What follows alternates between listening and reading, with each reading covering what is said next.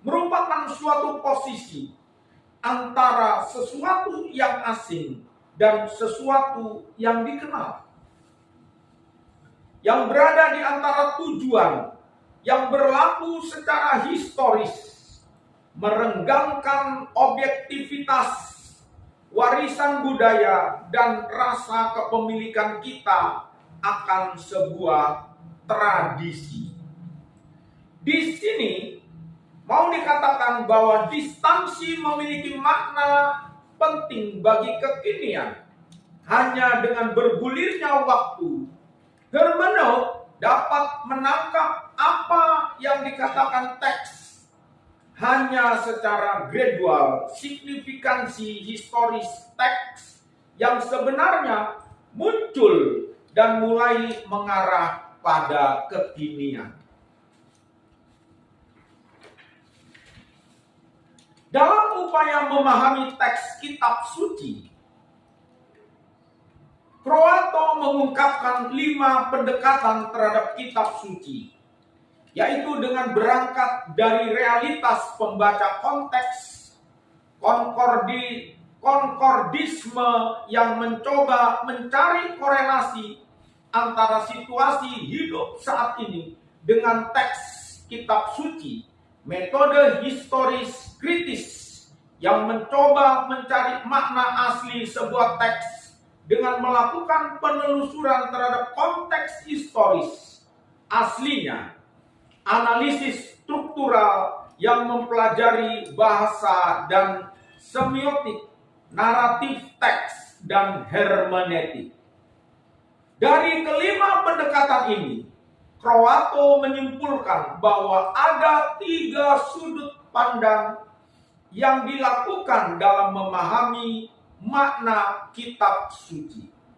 Sudut pandang pertama adalah dari teks ke masa lalu. Artinya, orang mempelajari kitab suci dengan berangkat dari teks dan kemudian menyelidiki bentuk-bentuk historis yang menjadi cikal bakal lahirnya teks sebagaimana dilakukan oleh metode historis kritis. Kedua,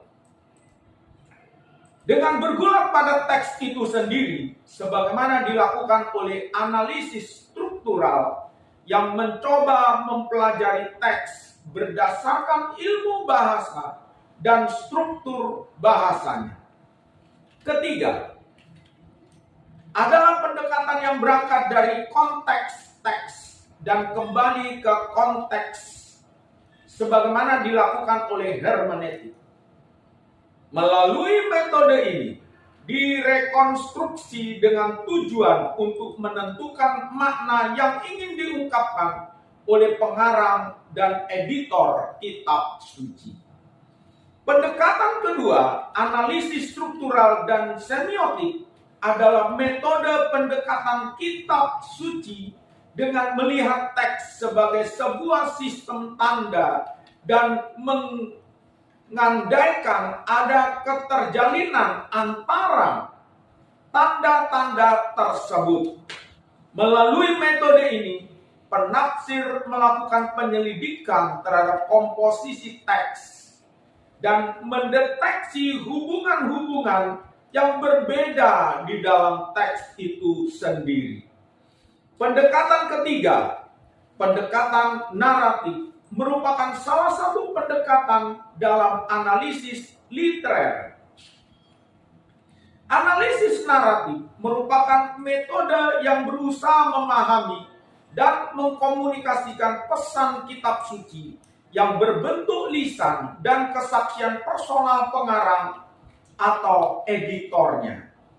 Metode ini menurut Komisi Kitab Suci Kepausan merupakan suatu model fundamental dari komunikasi antar manusia dan merupakan ciri khas kitab suci sendiri. Benny Holt mengatakan, pada dasarnya hermeneutik berkaitan erat dengan bahasa yang diungkapkan baik melalui pikiran, wacana maupun tulisan. Dengan demikian, hermeneutik merupakan cara baru untuk bergabung